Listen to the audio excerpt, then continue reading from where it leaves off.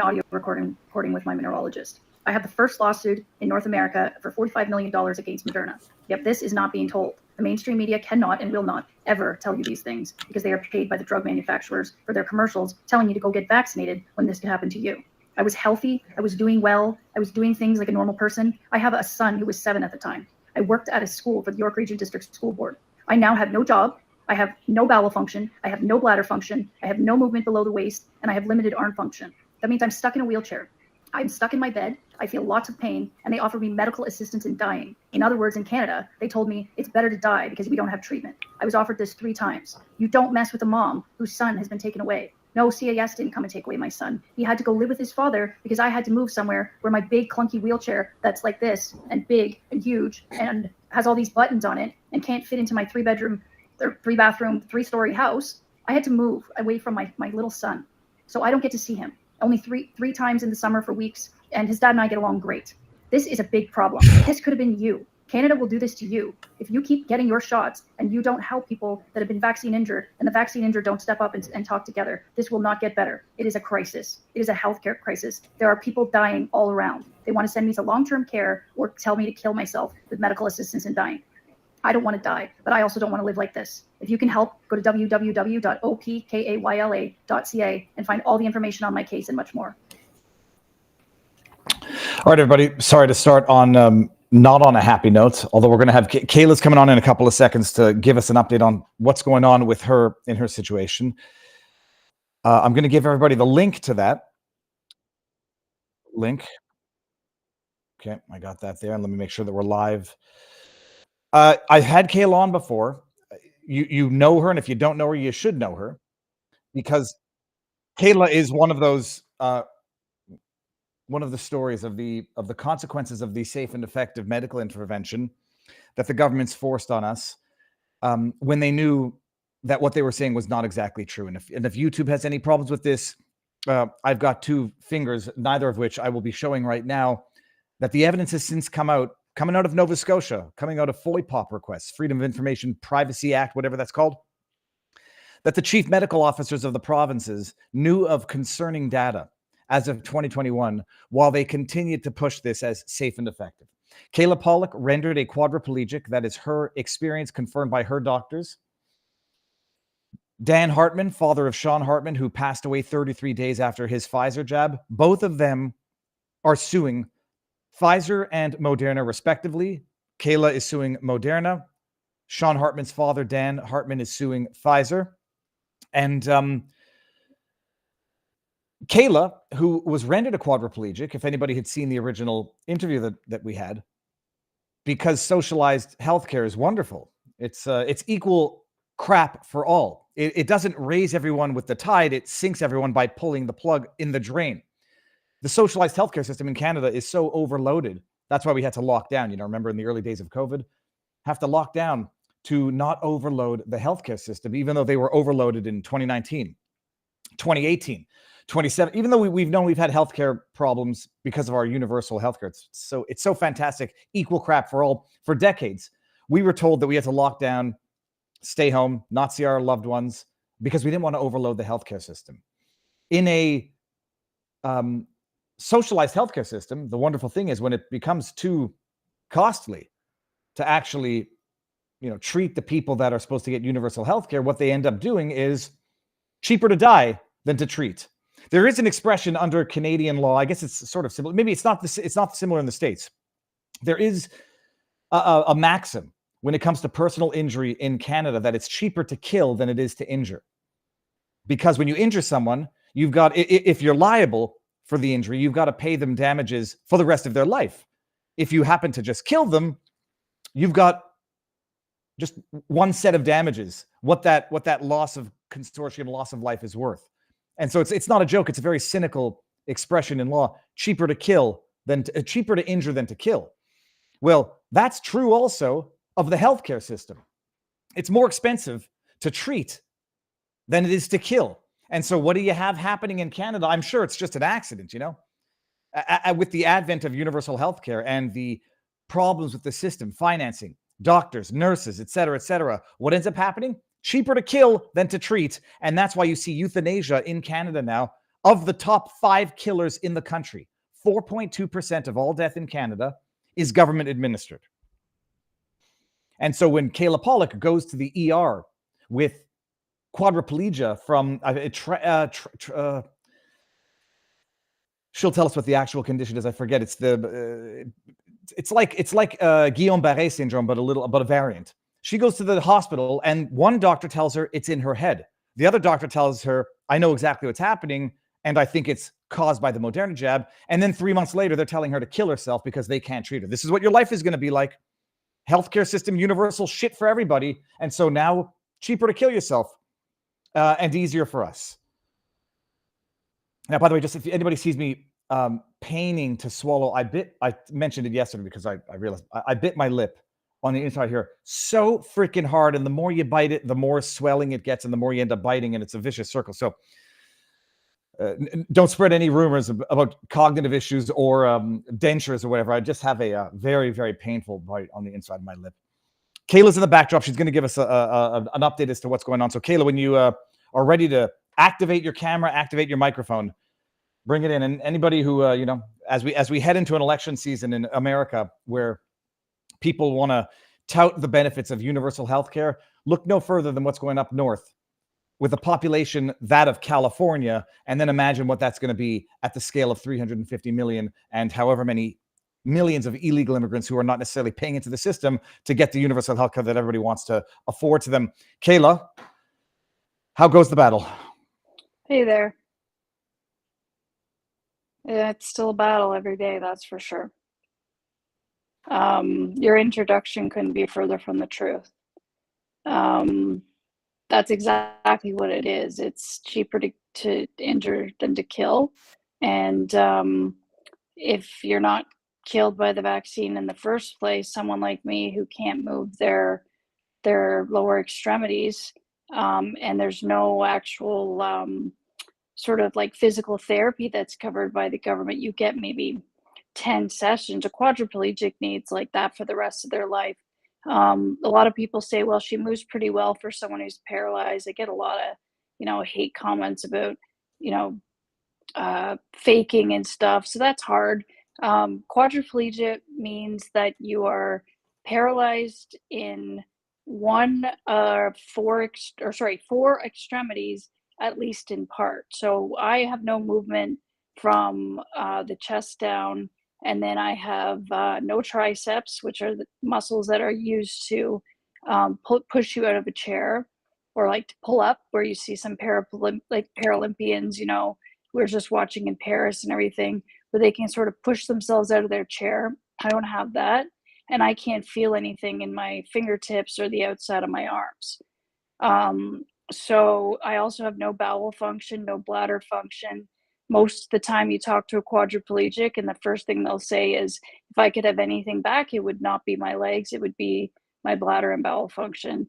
Having to pee in a catheter for the rest of your life, getting your urinary tract infections. If you have to go to a hospital in Canada and wait in an ER because you have a urinary tract infection in your catheter, you could end up with bed sores because they do not turn you or take care of you in the hospital, because it's so overloaded with people that are dying, not just from vaccine injuries, just in general, that they don't turn you and stuff, and I can't turn over.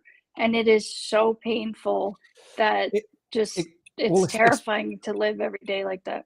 Explain that. And Kayla, I know I hate to, it's not even to make a comparison. My experience with paralysis is, we have our Pudge who's paralyzed in the back legs, who, right. Well, and when I have to express her outside, I literally have to tickle her rib cage so that she contracts manually, so that you don't have urine that doesn't come out, because if it stays up there, it can get. She was getting systematic UTIs, and I don't think people fully understand that. And so, no movement means you don't know when or are able to evacuate naturally.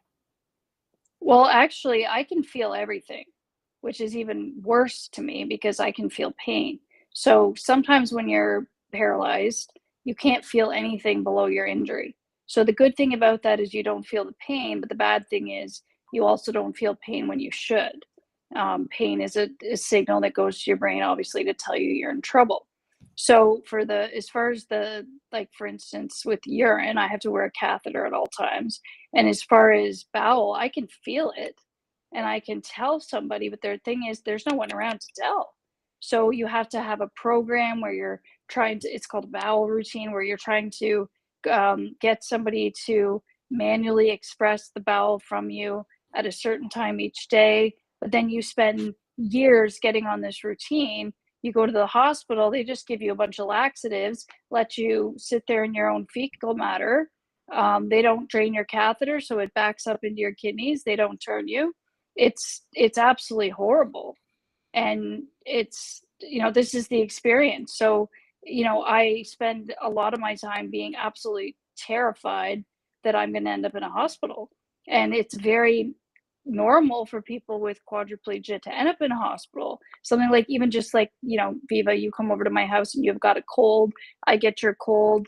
And because of my breathing problems, because of this paralysis, which is common, part of my paralysis happened in my rib cage. I don't have the muscles to breathe properly. So if I get a cold, I can't cough out phlegm or cough out properly. So that can turn into pneumonia, and that's what kills a lot of quadriplegics. So, and same with bed sores. You end up spending years making sure you don't get a pressure sore from your wheelchair or a pressure sore from your bed. You end up in the hospital, and 9 times out of 10, you come out with a pressure sore. And this is what all the staff are telling me. And that's just a hospital. That's not even long-term care. So they come in, of course, they offer you MAID, which is medical assistance in dying, which to me is, it's euthanasia or it's suicide. It's basically saying, you know what, you're going to die slowly in the hospital, or we can kill you now. It sounds like a great offer. It's if Kayla, you think about it. It's government sanctioned murder. It's nothing. It's nothing shy of Hitlerian regime levels of murder. I mean, it's fine. Then different scale. And now, by the way, I just see a few people in the chat asking about your story. If they're not fully aware, Kayla Pollock, you were rendered a quadriplegic after a Moderna booster after 2 Pfizer shots, and you have to not listen to any trolls who say, "Why did you do it?" We all had our reasons, and but for the grace of God, any one of us could have been where you are now. The only shocking thing, or the shocking thing I remember at the time, was when they were recommending crisscrossing boosters like it was just, candy at a kid's store. Like, all right, you got your Pfizer booster, now take a Moderna, whichever one's available, as if they had even done studies on that. When now we know that they hadn't even done studies on the essential stuff. Rendered a quadriplegic, told it was in your head. Ultimately, it was transverse myelitis, is what it's called, right? This a known vaccine reaction, this is a common. I can't believe how many thousands of stories I have heard where people took their COVID shot and they got transverse myelitis and they were told not really sure what it's from. I was lucky enough to have a doctor that said, I've seen this with the vaccine. This is likely, caused by the vaccine if I have to, use my my gut impression. And then I had, that was before the MRI. The MRI comes back and it's full blown. Let me read this from Stephen Britton in our locals. He says, "How the F can being a quadriplegic be in your head?" By the way, I hope I'm not going to crash here. I just got a warning sign on my computer. Fine, it's not that. They said the same thing of Maddie DeGarry. They said it was in her head. But by the way, not that, like, once upon a time, my mother was complaining about, this was way back before this was a UTI actually perforating the intestines. But, the doctors are quite quick and sometimes unreasonably quick to say something is in somebody's head. I don't know if there's any gender-based stereotype to it. But yeah, they told Maddie DeGarry, it's all in your head. And the transverse myelitis, GBS, Guillain-Barré syndrome, these types of things, they're not unique to the COVID jab. They are known potential risks to any foreign body entering the body. Sometimes your body begins to attack its own nervous system. That's what basically it is. So your immune system and your nervous system, And so after this happens, they say it's in your head, but one doctor tells her what it is, and then the system says, look, it's we have a pretty shitty system up here in Canada. It's free shit. and it's going to be bad for you for the rest of your life. Have you thought about offing yourself? And it's inhumane. It's a crime against humanity, period.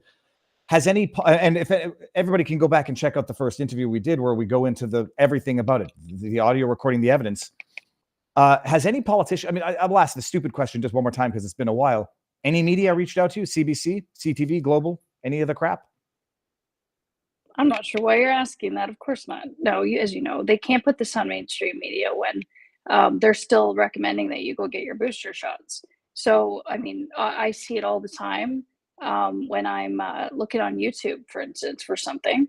And, it'll come up with like Global, CTV or something. You click on one story just because you think, oh, I didn't know about that or something. And it'll say right on it to go get your COVID shot.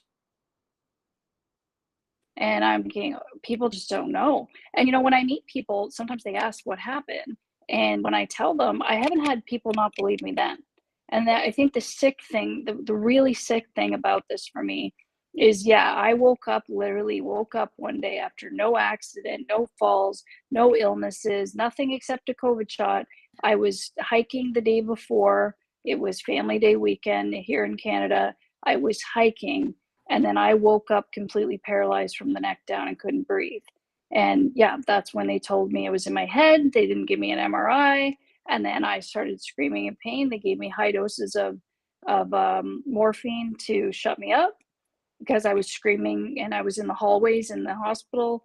So I didn't have a room. So they didn't like that. So here's some morphine. And you know what? It worked. It shut me up for a while. Then the morphine would wear off and the pain. And then a doctor came and he whispered in my ear and he says, I've got a radiologist friend at home that's willing to look at your results. Will you go to the MRI now? So they did an MRI with and without contrast. And all of a sudden I wasn't faking anymore. I never did get that psych evaluation. I guess I should hit Canada up for that too. No, they'll then it'll be I know. Compulsory medical assistance. No, I'm sorry. It's making the sick jokes about the sick reality of Canada. That's okay. It is. It's very sick. So media hasn't reached out, obviously. What about the politician? I forget his name, who was supposed to come and visit. Scott Davidson told me that he was taken out of a parliamentary meeting because the people that were watching me reach out to him, I was posting it on X. I was showing the emails. I was showing his office's responses. And then people were blowing up his phones at the office, blowing up his X account. And so they said, you know what? He's going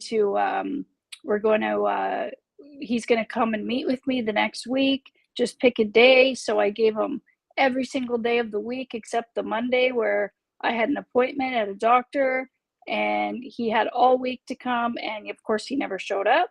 And I have never, ever spoken to him again. His office just ignores me. We can tag him as many times. He has nothing to say, and he's not doing anything. So as far as reaching out to my local MP, he's done nothing. AWOL. We'll call him AWOL Walls. Yeah. And I haven't found an MP that has ever seen my story. Lots of doctors have come forward. I know that tonight I'll be talking to Jason Levine with a neurobiologist that he's got on there. So that'll be an interesting conversation, and we'll see how that goes. That was sort of a last minute invite as well. So, but as far as everything in Canada costs money. If you want good health care, it's no different really. You have to pay for it. But the thing is, here, we pay all these high taxes, but we don't have insurance for these types of things. Like we don't have, if I'd been in a car accident, let's say, then maybe, if you were driving, I could sue you, or your insurance company might have paid for, my care. But because of the situation here where my father was in long-term care dying, and I got my vaccines to go see him, and I worked in a kindergarten class with developmentally delayed children and kids with all sorts of disabilities and just regular kindergarten kids. And I was around illnesses all the time. And I fell into the media tactics like a lot of people. And also, I didn't want to lose my job. And I didn't want to not see my father. And he did there. He lost the use of his legs after he was forcefully given his COVID shot and he got clots. And of course, I didn't know that it had anything to do with his COVID shot. And then he stopped walking and then he died shortly after. So he did die in long-term care, and I'm glad I got to see him. But I think the sickest thing about this is I have a son, and you have now, not as a Canadian government, you have taken a mother away from her son, because I lived in a 3-story townhouse. I lived 5 minutes from his dad. I worked at his school. His stepmother worked at the school he would go to next. We have a good relationship, like, him and I, and then his father and I, and the stepmom and I, and the family and everything. We have a good relationship. We had a great system, and I had to move far away from my son, and I can only see him twice a month on every other weekend, and I'm his mother. And so you're not just messing with a person who is a human being, you're messing with a child. And they're messing with a mom who's been taken away from her child. And I think that's the part that really gets me. He sees the suffering, he sees things. Yes, it's made him a better gentleman and a good human being. And that's the kernel of goodness I can try to see in this, of positivity. But this is not okay. And he was the one who told me that, Mom, you need to tell your story, because there's going to be other people that you can help. And no matter what happens here, it's not just people that are quadriplegic that need help. It's people need to know what the healthcare system is like here in Canada, because every single person in Canada will one day be sick enough that they're either going to need the healthcare system here, or they're going to have someone that they love that needs it. And they don't have enough long-term care facilities. They're not building more. The healthcare system isn't getting better. The doctors here are leaving for other countries because of the high taxes. So we're losing our doctors. We're losing our personal support workers. We lost so many of our nurses because they were forced to take a COVID shot that they knew a lot more, medicine than a lot of general people. We lost so many nurses to that. And then we've lost nurses since that say, I'm not going back to a place that would have done that to me. I understand. So our healthcare system was already a joke, and now it's terrifying. No. You are better off dying at home. They lost nurses, doctors, firefighters, and then lo and behold, you have problems in the healthcare system, forest fires that are out of control. You have to import foreign firefighters to deal with national crises. Mm-hmm. If it's not on purpose, it certainly looks that way. Now I'm going to bring up your website. I mean, what can anybody do to help you if they other than share this away, put it on blast, tag Pierre Poilievre. Who's your MP? My local MP is Scott Davidson, spelled SCOT, Davidson, DAVIDSON, and he's from Simcoe, York Simcoe. So I'm in that riding in Ontario, but that's one of the problems here in Canada, that our entire government supported this and told us it was safe and effective. So he's kind of, they've all got their hands tied in their own, that's their defense. They are, as far as I'm concerned, complicit in all of it. We heard Anthony Housefather explain how they rushed this through, bypassed all of the standard research and whatever. Yeah. OP Kayla, that is OP like Operation Kayla, KAYLA.ca, but .com brings you there as well. And people can support you here. That's where the info is and everything. And also for supporting, I mean, the healthcare here, like I said, it costs money.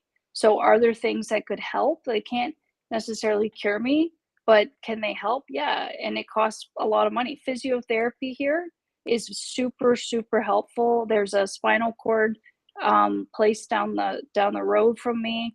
It's almost $200 away for someone in a wheelchair to ride in a wheelchair accessible vehicle somewhere 30 minutes away to do physiotherapy. The physiotherapy is between $16,000 and $20,000 a year. That's ridiculous. But you know what? It's special physiotherapy and it does work. And that's the only thing that keeps me even able to stay awake long enough to enjoy my son. Because when he was coming here before, with all the meds they try to put you on, I was falling asleep in his visits and his mom was disappearing. So I had to learn to, to just not believe in the pharmaceutical company and any of them. And, but the problem is there's so much damage that they've done through this that there's certain meds you have to take, and supplements. They all cost money, and there's really good naturopaths and things like that. People recommend them. They email me all the time, but it costs money. On my website, you can donate in any country from any currency. It's been set up really well by the Canadian Independent. John did a great job setting that up for me. He's got everything there. Like I said, you can donate in any currency, and you know what? All of the money is accounted for. The receipts go, and you can see that it's not, going anywhere else. And I think that's the sickest part, is that when people say, "Oh, you're faking," I don't know why someone faking would buy a wheelchair van or Kayla, get a service dog, but it's hard. No, you have to. It's so hard. It's not that I can give any advice, but when I had a Dan Hartman on the first time, and you see, they are there to drive you crazy. They are there to torment you because they are truly evil people who relish in the attention that they obviously did not get elsewhere in their lives, that they need to get it online. Ignore it. You have to ignore it. Yeah, because people just say stupid things. I try. No, but it's impossible. Like I can't even live by that myself, and it's just, they say terrible things because they can. It's easy. Kayla, I've shared the link with everybody. You and I will keep in touch, and I'll do whatever it is that I can from where I am down here. And you'll come back on periodically. I think Encryptus from our locals community said, write a book. Write a book. Tell your story. I would love to write a book. I just being quadriplegic, I need help with different ways to do that, where it's coming from my mouth and not my fingertips. And also I think it would be, a lot of people get ghostwriters and do things like that, or even just working with someone. But again, that costs money. The first thing I always thought I should do is write a book. But it's the most important thing right now is just trying to get donations to just try and live at home. Even just home care nurses, you're talking, or PSWs. If you have an accident in your diaper, you either sit in it all day at home, or you pay $40 for someone to come and change it for you. That's the reality in Canada right now.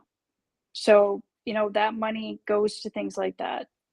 So I appreciate you always keeping in touch, keeping the support, posting, and having me on periodically. I really appreciate that, and I'll continue to be here for updates anytime you need me on.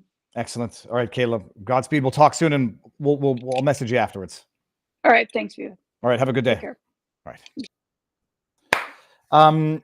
It's oh, the dog's down there. He's scratching my legs. It's terrible. It's terrible. It's cheaper to kill than to injure.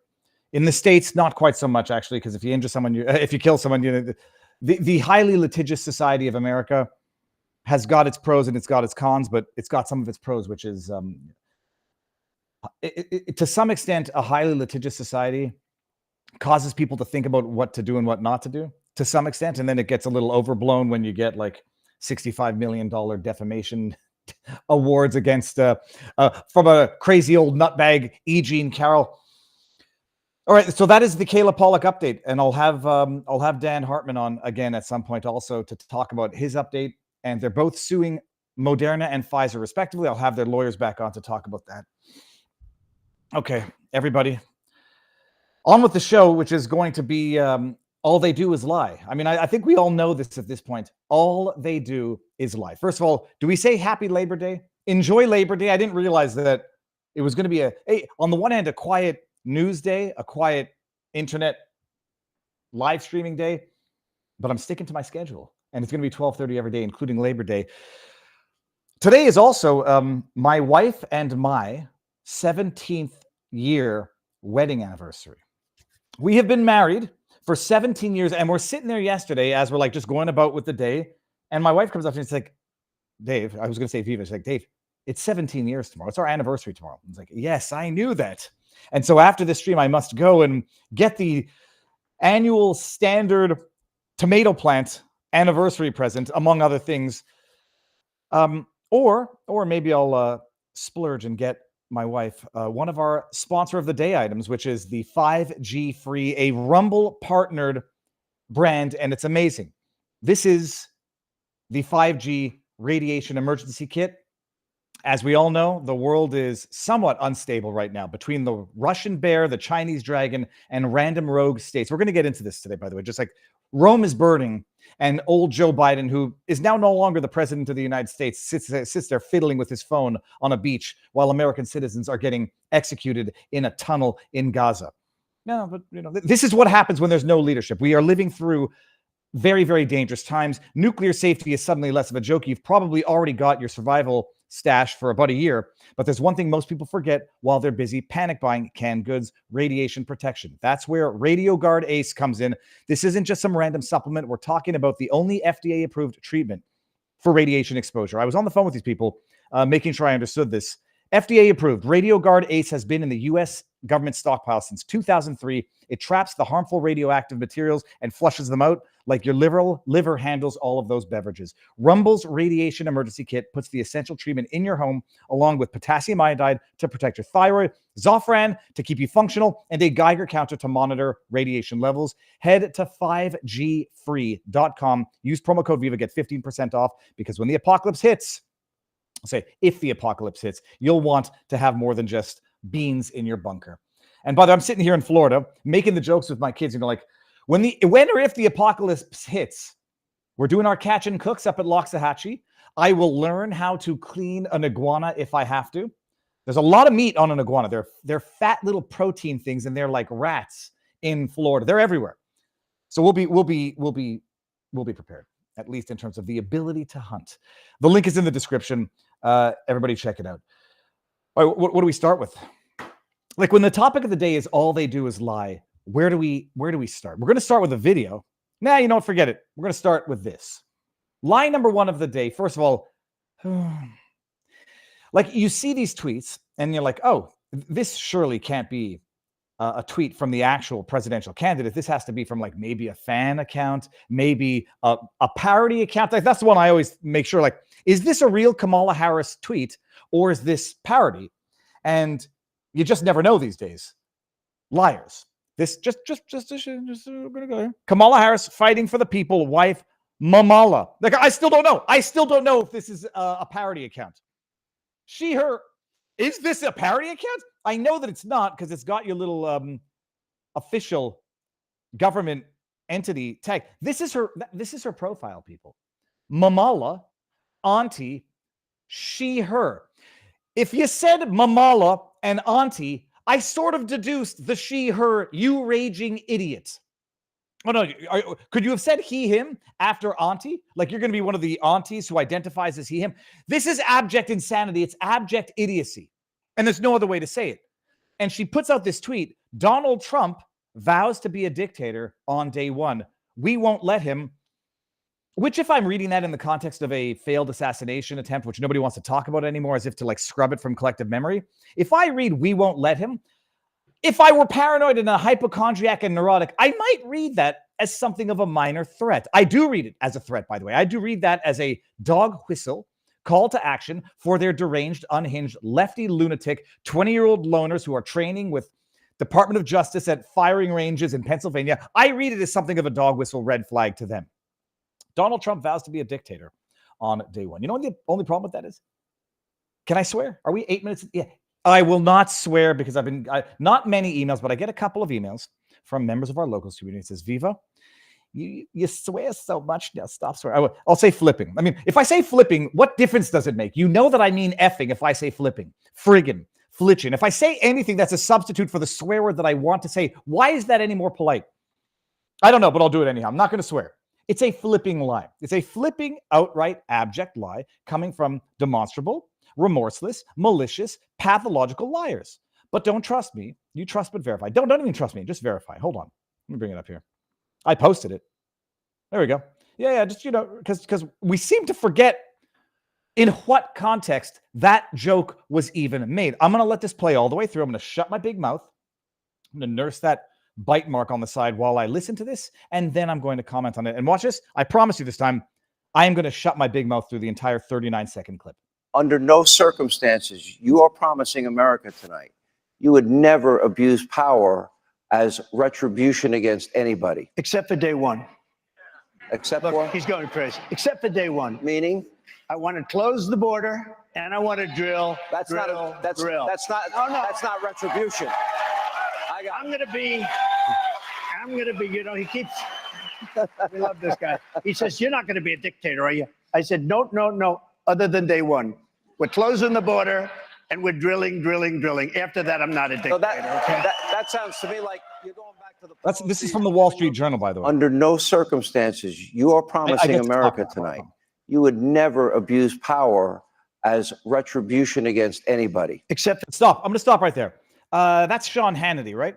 It's a terrible question. Like everybody says, Vivi, you're too harsh on the CNNs and you're unfairly forgiving on the right. That's a terrible, stupid, leading question, as though he's feeding Trump the answer he wants him to give. Surely you would never do something terrible, right, Donald? Please tell us you wouldn't. It's a terrible, stupid question. But I love the way Trump. Under no circumstances, you are promising America tonight, you would never abuse power as retribution against anybody. Except for day one. Except for day one. Look, he's going crazy. Except for day one. Meaning? I want to close the border and I want to drill. That's not retribution. I'm going to be a dictator on day one. He keeps, we love this guy. He says, you're not going to be a dictator, are you? I said, no, other than day one.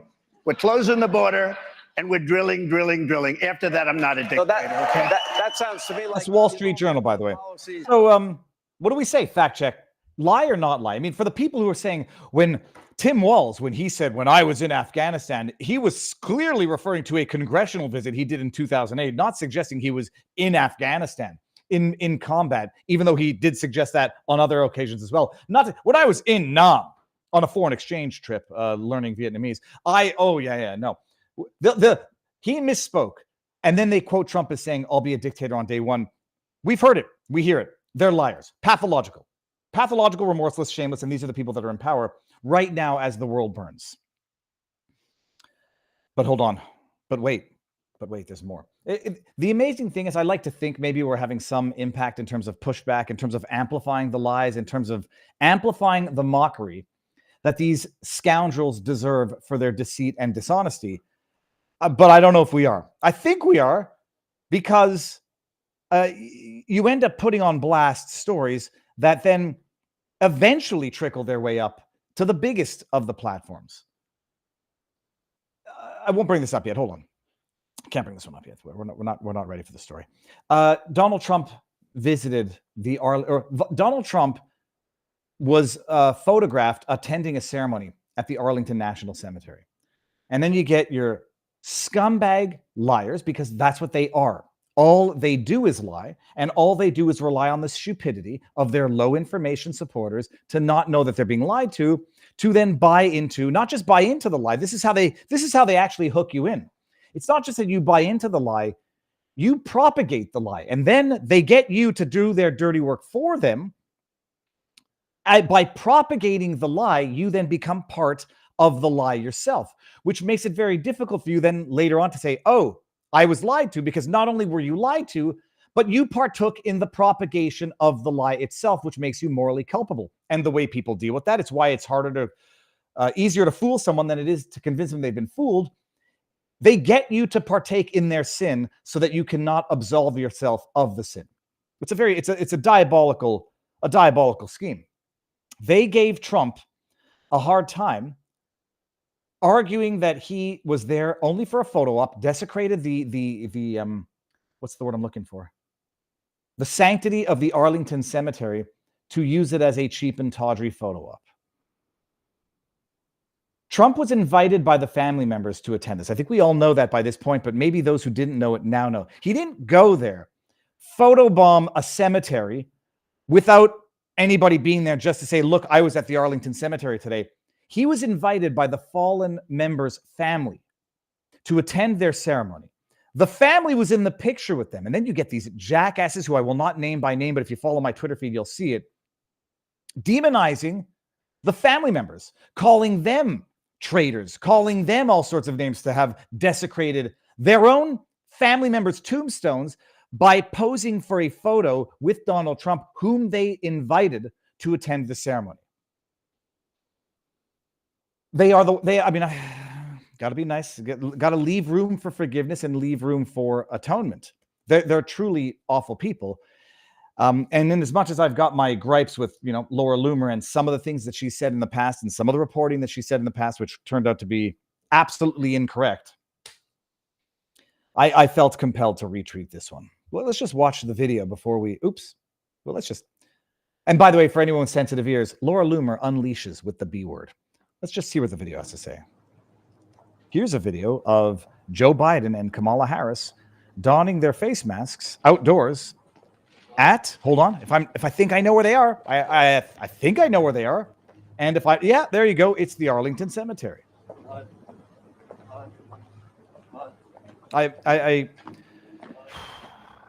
I know that I wore the same face mask once upon a time.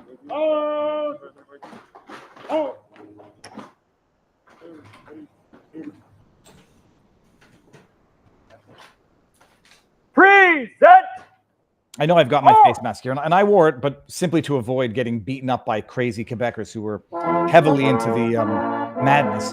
This is Joe Biden and Kamala Harris at a commemorative service at the Arlington Cemetery.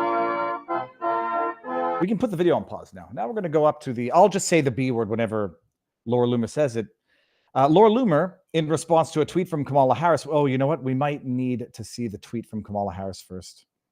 Let me do that for a second. Hold on here. Bada bing, bada boom. Let's get this here. Look at this. Leave that open there. Here, let's just get Kamala Harris's tweet first. Kamala Harris. Just make sure it's the same one who just said dictator on day one. Yep, it is. As vice president, I have had the privilege of visiting Arlington National Cemetery several times. It is a solemn place, a place where we come together to honor American heroes who have made the ultimate sacrifice in service of this nation. It's not a place for politics, yet she's politicizing it right now. And yet, as was reported this week, she washes her hands of the lie here. She's not saying it, it was reported. As was reported this week, Donald Trump's team, oh my goodness, listen to this. Disgustingness. Let me just get back to the screen. Sorry. Donald Trump's team chose to film a video there, resulting in an altercation with the cemetery staff. This is probably where the lie comes in. An altercation. What does that even mean? Let me be clear. Going to be followed by bullshit, people. I'm sorry, I just swore. Let me be clear. Going to be followed by a lie. The former president disrespected sacred ground, all for the sake of a political stunt. This is nothing new for Donald Trump. This is a man who has called our fallen service members suckers and losers. This is an impeachable lie. Maybe it's not a high crime and misdemeanor. This is a godforsaken lie that reserves someone a special place in hell to continue repeating this suckers and losers lie and disparage the Medal of Honor recipients. Also a despicable lie. A man who, during a previous visit to the cemetery, reportedly said of fallen service members, I don't get it. What was in it for them? Probably a lie. This is the man who is unable to comprehend anything other than service to himself. Ironic, coming from a woman who serviced other people in order to service herself. Ironic. If there's one thing on which we as Americans can all agree, it's that our veterans, military families, and service members should be honored, never disparaged, and treated with nothing less than our highest respect and gratitude. So I'm going to go ahead and disparage the family members who invited Trump to attend the memorial with them and further disparage all of them by propagating these filthy, heinous lies. Congratulations, Kamala. We all know who you are. If there's one thing, and it is my belief that someone who cannot meet this simple sacred duty should never again stand behind the seal of the President of the United States. I will always honor the service and sacrifice of all those fallen heroes who made the ultimate sacrifice on behalf of our beloved nation and cherished freedoms. I mourn them and salute them. I will never politicize them. To which Laura Loomer retorts as follows. Hey, you stupid, brain-dead, lying biatch. Isn't this you and brain-dead Joe Biden making a video of yourselves at Arlington National Cemetery? If you're not allowed to film, why were you posing for the camera and all glammed up? You're a hypocrite and a liar. President Trump was asked to take pictures and videos by the Gold Star families who, 1, invited him, and 2, whose children died under your watch because your botched withdrawal from Afghanistan, which you took credit for, you stupid biatch. You can't lie your way to the White House. You stupid biatch. Do you understand? You're a stupid biatch. Something feels less aggressive to say biatch than bitch. I feel British when I say that. Oh my goodness. Liars. Hypocrites, scoundrels of the highest order. Nothing like... Yeah, everyone's saying, yeah, she can lie, though, and gets away with it. Laura Loomer. What is it? Laura Loomer is such a troll. Well, sometimes she's good. When she makes mistakes, it discredits her good work, but sometimes she says what everybody else out there is damn well thinking. Liars and scoundrels. And let me see if that... here, let's just make sure we got here. Look at this. Then, by the way, it trickles its way up. And just if anybody had any doubts, can I get through this here? Yeah. Powerful Gold Star families who stood with President Trump released video blasting Kamala Harris blasting Kamala Harris unhinged rhetoric. We're going to get to that. Let's play that. This is when they're idiots in addition to being bald-faced liars, because if they were... Let me take this out.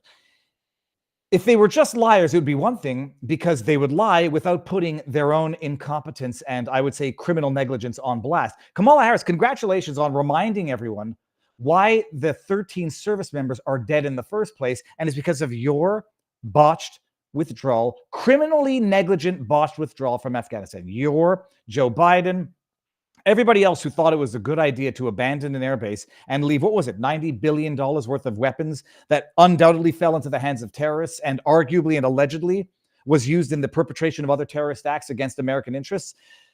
Thank you for reminding everybody that you are the most destructive force to America, almost on par, analogous-wise, with Joe Biden, with Justin Trudeau being the most destructive force to Canada. The only difference is, I guess, maybe to his credit, Justin Trudeau donated, like a lot of PPE to China, but I guess he didn't abandon weapons in Afghanistan to fall into the hands of terrorists, although Canada did abandon a lot of people in Afghanistan. But thank you for reminding us yet again. Now, the video then that will now be seen by the world, because the man with the biggest platform put it on absolute blast, is this video. I believe, let me just make sure here. This is one of them. Let me find the video that has the entire montage of all of them, and we'll just let it play through. Vice President Harris. Vice President Harris. Vice President Harris. My name is Steve Nakui. I'm the... Sorry.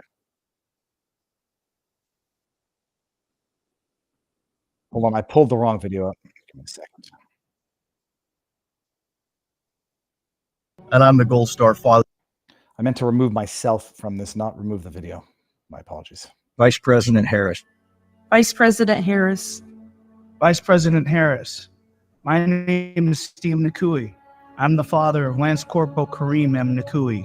My name is Jim McCollum. I am the Gold Star father of the United States Marine Corps Lance Corporal Riley McCollum. This is Mark Schmitz, Gold Star father of Marine Lance Corporal Jared Schmitz. My name is Darren Hoover, and I'm the Gold Star father of United States Marine Corps Staff Sergeant Taylor Hoover. My daughter-in-law, Sergeant Nicole Leanne G., was killed in the Afghanistan exit at Abbey Gate. Our kids were murdered because of your administration. You were not at Dover for the dignified transfer, and no time have you reached out to me to offer your condolences, to offer thank you for Kareem's sacrifice and service. You have 13 families who have been waiting over 3 years to so much as get a phone call, to so much as hear our kids' names said aloud. You failed for 3 years and 8 months to acknowledge our kids. Where were you and Joe Biden on August 26, 2024. Nowhere near Arlington Cemetery. You couldn't be bothered to be with us or even say our kids' names, just as you had done for the last 3 years. Vice President Harris, I ask you, why won't you return a call and explain to us how you call my daughter-in-law's death a success? President Trump has called. President Trump shows up. President Trump takes the time to hear our loved ones' stories. We invited him to be there. These are the only memories we get to make with our son, and it is you who is playing politics and trying to detract from our memories made that day. President Trump has been there for us. He's been a rock for us. He showed compassion for us, and he showed he truly cares for the families that truly do know what the ultimate sacrifice really is.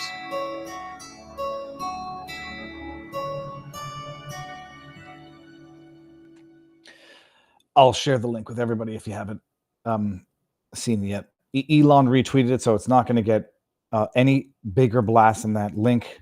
Share it. It needs to be an advertisement, like someone in the chat just said. It needs to be an advertisement in every battleground state out there. It needs to be. It should be a convincing, determinate advertisement or element in every state. But some states have already had the benefit of fortification that they once you go blue, you never go back. I don't know what it is. So that's it. Liars and just awful people. But resurfacing the fact that servicemen are dead as a result of their negligence, and it's sort of like they didn't even get the same disrespect that Hillary Clinton gave. At this point, what difference does it make? They didn't even get a mention. And what's amazing is watching how various news outlets report on this, because they all have their angle. Some of them just still got to try to make Trump look bad in all of this, and so they can't make him look good, as though, holy cows, he got invited and Joe Biden and Kamala Harris didn't. I'd be offended too if I were not invited, because I would realize that is a evidence confirmation that it's my fault to some extent, if not to a whole extent. Several Gold Star families defend Trump's Arlington Cemetery visit, criticize Harris for her response. That's in CBS News, by the way, guys. I mean, that's one. We're dealing with now what I hope is just not a backlash, just an awakening. This is from Yahoo News. This is Fox News. Sorry, that was reported on Yahoo. So Trump supporters, Gold Star families flood Harris X account after Arlington attack. Admin, quote, killed my son. Yep. There's no other way to look at it, period. And then they have the balls, the audacity to criticize Trump for showing respect to the fallen soldiers and their families, and to accuse him of politicizing the sanctity of the Arlington National Cemetery, when that is exactly and only what they are doing. And we got Bill Brown has got the rhyme for us. Once you go blue, your brain turns to goo. Not bad, Bill. Bill Brown is a wonderful member of our vivabarneslaw.locals.com community. And we've got Biltong in the house, who says, good afternoon from Anton's. Biltong is one of the most protein-dense foods in the world, and also packed with B12, zinc, iron, creatine, and more. Get yours at biltongusa.com. Viva10 for 10% off. For those of you who don't know what Biltong is, it's sort of like prosciutto, but made with beef. It's flipping delicious. And the Ghost Wagyu is very, very spicy. And we have a new member of our vivabarneslaw.locals.com community. Nurse Jackie 61 subscribed. Welcome to the community. We are not going past 2 o'clock today because Barnes is on with Richard Barris, the People's Pundit, at 2 o'clock. Richard Barris was on with Benny Johnson before we went live. And so you'll have your fix of Barnes and Barris talking about the importance of certain elements statistically with the voters. It's going to be great at 2 o'clock, so stay tuned for that. But we're not yet done with the lies and the deceit. Let me see. I had Matt Bates on here. Is this this might be Gold Star families invited Trump into the cemetery. They invited Joe Biden and Kamala Harris. So Matt Betzel. Hold on one second. Matt Betzel, conservative father of 5, coach, runner, national AM. Okay. Matt Betzel is saying they invited the families invited Biden and Harris. That would be Bottom line, though, I guess, Senator, is it ever appropriate to make campaign content at military grave sites? He didn't take campaign photos there. These families, Gold Star families, whose children died because of Joe Biden and Kamala Harris's incompetence, invited him to the cemetery, and they asked him to take those photos because, as they told me yesterday, when I spoke to Kelly Barnett and Darren Hoover, the parents of Taylor Hoover, who has Arkansas ties, they don't get to go to the beach on Labor Day. They don't get to have barbecues. This is their one chance to have a memory of their children, to commemorate their service and to honor their sacrifice. They wanted President Trump there. They wanted to take those photos. You know who the families also invited? Joe Biden and Kamala Harris. Where were they? Joe Biden was sitting at a beach. Kamala Harris was sitting at her mansion in Washington, D.C. She was 4 miles away, 10 minutes. She could have gone to the cemetery and honored the sacrifice of those young men and women, but she hasn't. She never has spoken to them or taken a meeting with them. Well, they did meet with them during the dignified transfer. Because of they were with them at the dignified transfer. Her and Joe Biden's incompetence, those 13 Americans were killed in Afghanistan. Well, there's not a dispute, but rather a contradiction on facts. Tim Cotton says they were invited and didn't show up. My understanding is that they were not invited. I guess I don't know which way it would be worse. Not invited and then politicizing it, or invited, didn't go, and then politicized it. I don't know. But where was Joe Biden all that week, by the way, people? Let me show you where Joe Biden was, because it's good. Good as in absolutely terrible. Delaware Online, second time this week in Rehoboth. I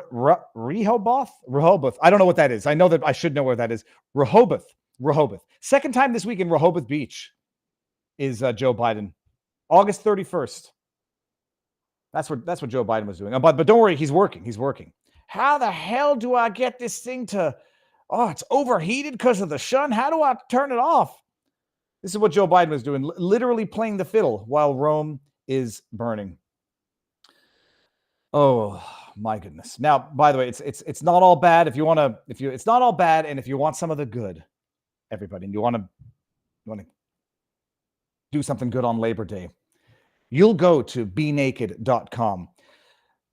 This is not for the weak of heart. This is not for the Tim Wallses of the world. This is for the men of the world. Let's face it, the world's getting soft, but you don't have to. Naked Organs is masculinity in a capsule, packed with nutrient-rich bison organs. We're talking vitamin B12 to keep you fired up, vitamin D for strength, heme iron to keep you solid, and CoQ10 to keep you sharp. No BS, just raw power to keep you at your best. And these bison, they're not lounging around like your lazy cousin. They are out in the wild battling nature 24/7 in a gym session for life and death. That's the kind of strength and resilience you need. Pure, untamed nutrients, and keep your testosterone levels where they should be, not where some soy latte says they should be.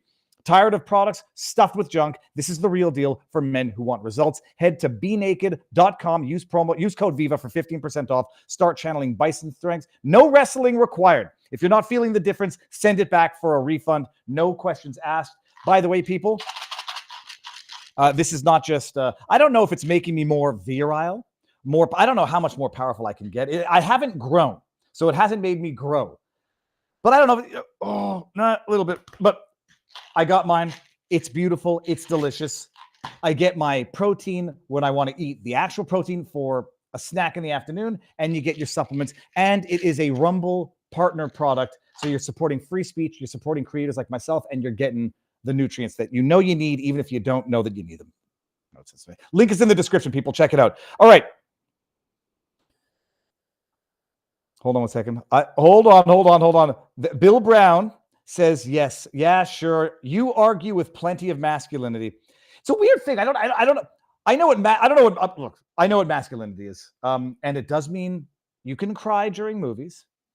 You can watch Saturday Night Fever. I don't know about that. Anyhow, all that to say is, I guess we can call this the anti-Tim Walz supplement. Check it out. Be Naked.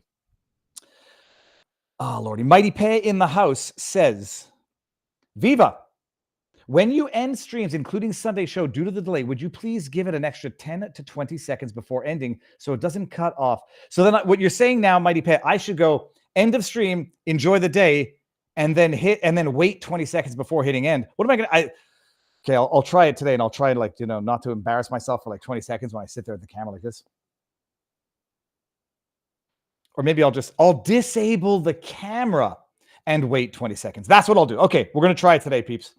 All right, what else is going on, by the way? Tim Pool, well, we talked about this very briefly yesterday. We'll see where the news goes, but everybody saw, we talked about this yesterday. I had this up. This is Tim Pool threatening to take legal action. He'll do it. He's crazy. Also, this is not a cynical, exploitive observation. It's what people want to see. Good for content, in quotes, in the sense that everybody out there has had enough of this bullshit. And with the people that have the means and the power to actually take action, they should do it, and people will love watching it. I'll personally love watching it. I wrote a letter of demand to W5.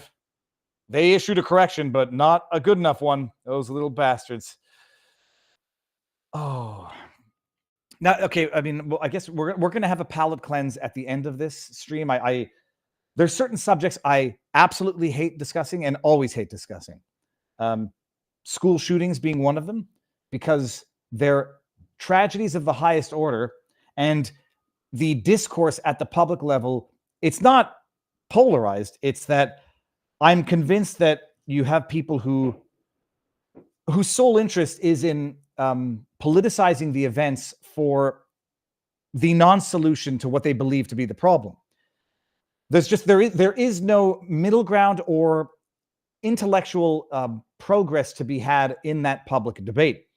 And the same occurs over the Israel-Palestine conflict, which many of you might be shocked to realize actually predates this last year of violence. You had your second intifada in 2002, I want to say, give or take. You had your first intifada, what they call the first intifada. I think it was in 98, give or take. It might have been a little earlier. Then you had the Iraq war when Iraq was lobbying. Well, that's sort of a little different conflict. What's going on in Israel in terms of this conflict with Gaza and this latest flare of violence, it's horrible. It's disgusting on all ends of it. I know I take flack for being critical and suspicious of the Netanyahu government by immediately after October 7 saying, how in the name of sweet holy hell could this have possibly happened? You have the most sophisticated army on earth, the most sophisticated military on earth, the most sophisticated intelligence on earth, and people paragliding into concerts and going over fences with bulldozers to have a 12-hour orgy of violence and murder spree. How the hell does it happen? And then you get people saying, what are you suggesting, that the government would let this happen on purpose? To which I would say, I'm sorry, if past is prologue, you can't write that off. And if you think I'm going to give the Netanyahu any more benefit of the doubt than any other government out there, then we've learned nothing from our collective experience of the collective reign of terror of governments across the world.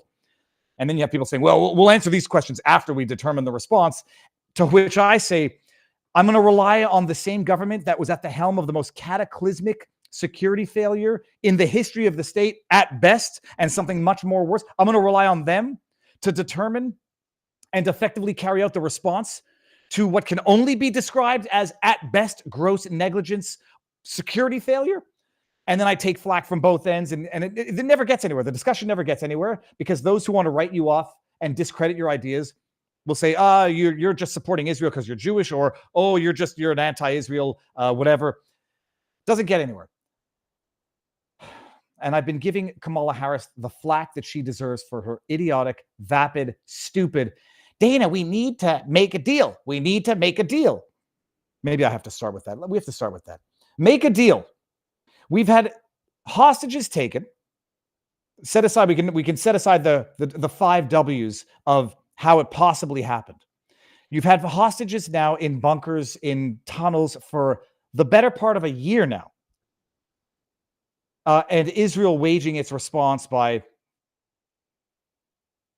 leveling, they'll say it's pinpoint strikes, and other countries might not have been as tempered in their response, if you can say that. I mean, that's the argument. And then some people are going to say, you call 40,000 dead tempered. And then somebody else is going to say, you believe the 40,000 dead. Those are the numbers coming from the terrorist organizations. And some people are going to say, okay, 20,000 dead. You don't consider that genocide. This is how the debate goes back and forth every single time, never gets anywhere.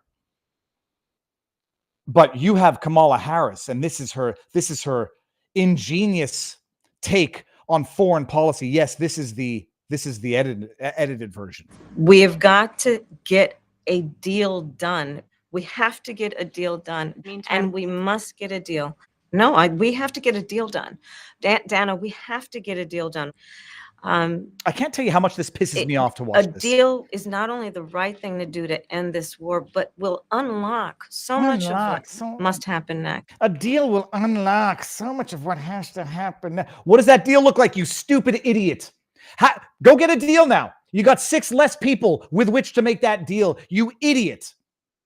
Go get a deal. Get a deal. Get a deal. Make a deal. Make a deal. Well, oh, sorry. What kind of deal? Nobody said they'd ask me the hard questions, Dana. Oh, sorry. What does your deal look like, you idiot? And you say that 3 days before they execute 6 of the, allegedly, if we're believing the reports now. And then you get into this debate online. Oh, you believe that Hamas killed them? Oh, they were clearly killed in the Israeli incursion. Israel did it. They were caught in the crossfire. These are the debates that you always have online. They go nowhere. They're extremely frustrating to have, which is why I pretty much generally choose not to have them. Get a deal done. Get a deal done. That was Thursday. Saturday, 6 executed hostages as Israel was apparently coming to rescue them. Get a deal done. But she's not alone. Like it's aggregate international stupidity. Listen to Melanie Joly, for those of you who don't know who she is. Deputy, she's the MP, she's Minister of Foreign Affairs.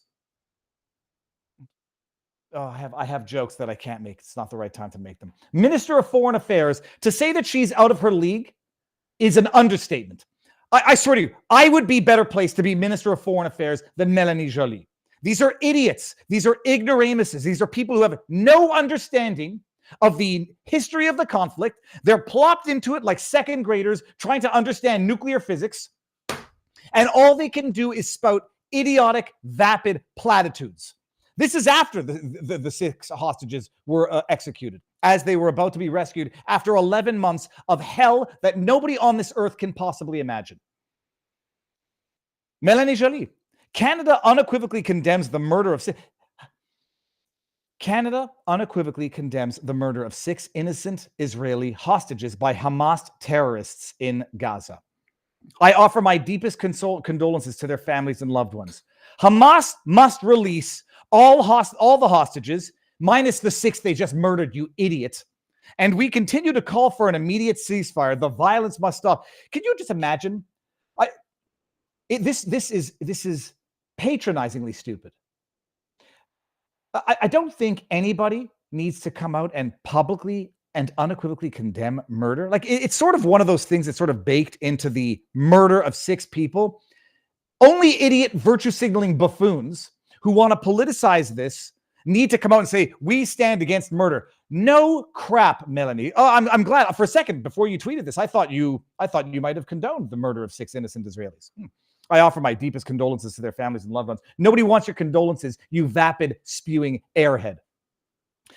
After the Hamas just murdered 6 of them by her own tweet, she then calls on Hamas, demands them, because they're in control. This idiot from Montreal in Canada is in control. Hamas, you just killed 6 of them. You must release all of the hostages. Well, not the 6 you just killed. And we must continue to call for an immediate ceasefire. The violence must stop. Thank you. You said absolutely nothing. You understand nothing. You said nothing. And you're calling on the murderers who just murdered 6 hostages to release all of the hostages. In body bags, Melanie, you didn't specify how they should release them. How would that work exactly? It's enraging. It's enraging. We're being governed by the absolute most incompetent, dishonest scoundrels on earth. This is what happens. Who said it? You either get involved in politics or you end up being governed by your inferiors. You either take an interest in politics or politics will take an interest in you.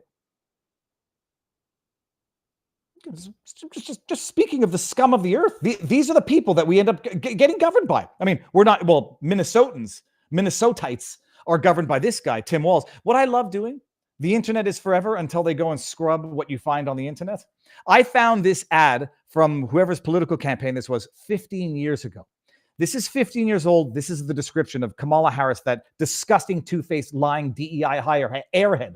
This is her running mate right now. This is an ad from 15 years ago. I recorded it. So even if they wipe it from YouTube, I've got it.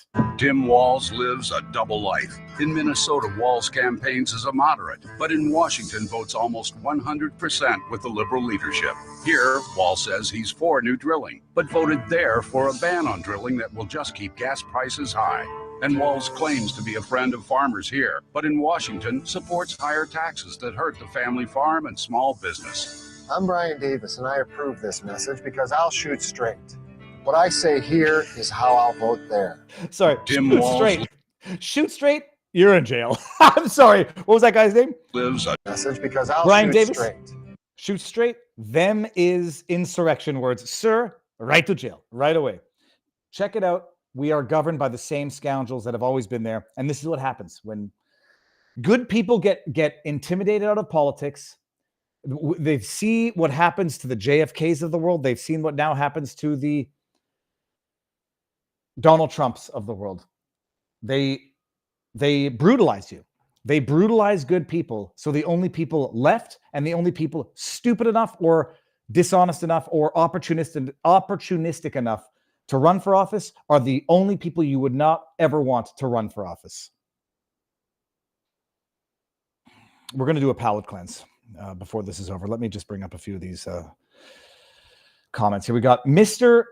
Mustache 007. Viva, it would be great to have you interview Callie and Casey Means. Falls right in line with Big Pharma, Big Apple. Let me screen grab that.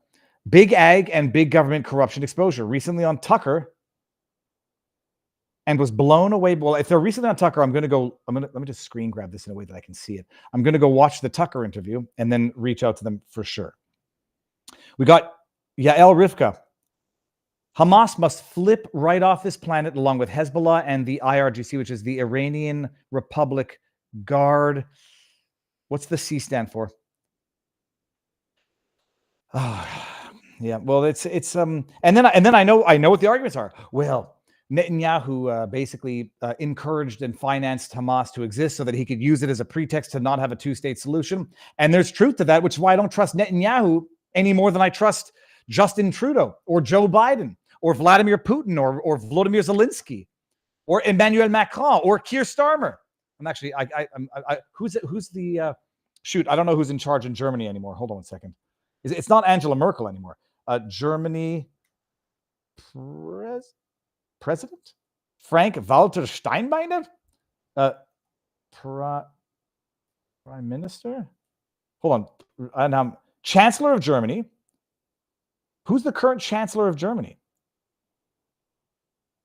The current officer is Olaf Scholz of the SPD. And yeah, I'm not so paying attention to Germany, but yeah, I'm sorry.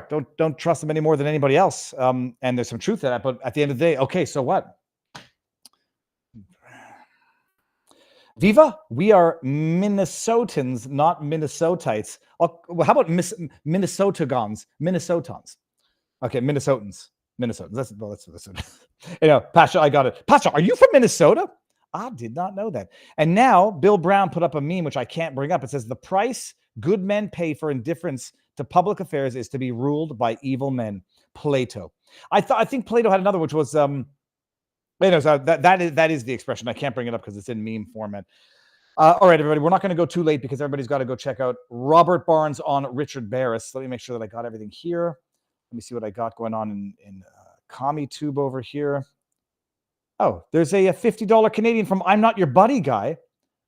Well, let me bring this up. It's a good thing I scrolled because not all of these are coming through on the studio side of it. The left are the 7 deadly sins, which is why the Uniparty is headed by that ideology with a lack of a moral compass. My personal worry is their propaganda of Malthusian values is prepping people to accept a, quote, mass human removal, end quote, and think it's okay. Let's go ahead and give that a thumbs up. I'm Not Your Buddy guy. Thank you very much for that support. And I am going to have to go Google Malthusian. I know that I knew what it was once upon a time, and I don't remember what it is now. Let me scroll down and see what's going on here. Okay, good. By the way, before we go anywhere, let's let's go to remind everybody, pick up some merch if you're going to do it. Mine is on its way right now. I'm going to look like such an absolute freak when I put that trucker hat on, because I'm going to leave my hair out. I'm going to look at, there's a stand-up comic who used to wear a hat. Oh, I'm not the walrus guy. Anyways, there's a stand. Anyways, I'm getting mine. So stay tuned for that. Get the fight merch. It's everywhere. Get the Viva Barnes if you want. All of the merch is on vivafrei.com if you want to support the channel and look cool while doing it. But now the palate cleanse, because I promised it before we go. I shared it in our locals community and I put it on Twitter. Do we want to do that? We'll do that as I go over to Viva Barnes Law for the after party and just do a quick Q&A. Not Q&A, quick AMA. I watch this and there's a part of me that actually gets angry, which I know is not a good thing. It increases the levels of cortisols in your body. I get angry at what the world used to be, or at least what I thought it was in 2016. And now that I look back and I think to myself, well, I don't even think that that's what the world was in this was 2017, our third kid. I don't think it was ever like that. I just don't think I knew what I know now, given what I've seen transpire in the last 8 years. But this was first kid. The stuff of magic and the stuff of, I won't play the whole thing, but I'll skip halfway through.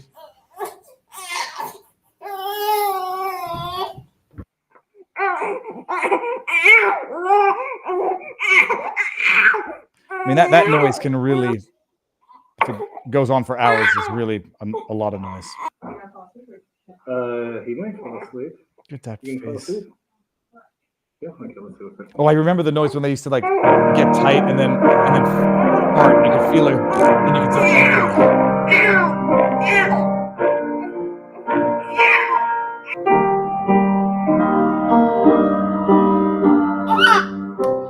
the struggle, they struggle to fall asleep. They struggle not to fall asleep. And they know it's coming. Like they know that if I fall asleep, I'm going to miss something fun that's going to happen in the world.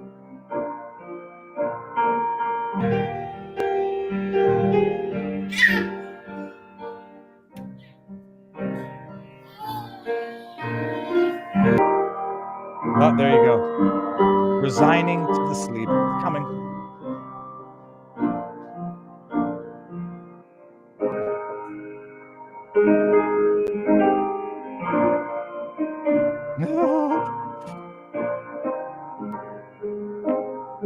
Anyway, I think everybody's already asleep. Let's just get to the end.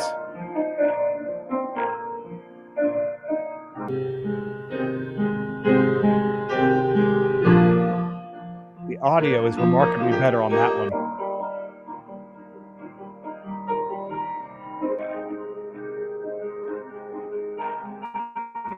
Okay, anyways.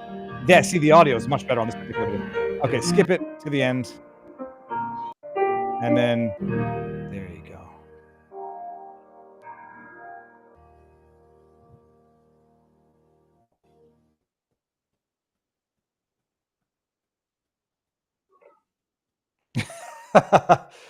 All right. Well, it's anniversary time. Maybe we can have another baby come September. All right, everybody. Thank you for being here. Tomorrow is going to be Dr. Simon Godek, and we're going to talk about the Krasenstein files, which is going to be amazing. I have an open invite to either Ed or Brian Krasenstein to come on and explain what Simon Godek got right, what he got wrong, and what the hell their bloody explanation is for that. Barnes is on at 2:00. Oh, that's 10 minutes from now. Okay, so we'll end this now. So I need to remember who the guest is for Thursday. I know there's a guest coming on Thursday. I'll find out before Thursday. So everybody, thank you for being here. I'll see you tomorrow, 12:30, same bat time, same bat show, whatever the hell it is. You know what I'm talking about. Going to go over to locals for 10 minutes of an after party, and then everybody should go check out Robert Barnes. That's it. We did good today. We did good. All right, I'm going to end this and go over to locals, supporters only. Thank you guys for being here. I will see you tomorrow. Enjoy the day. Peace out, peeps.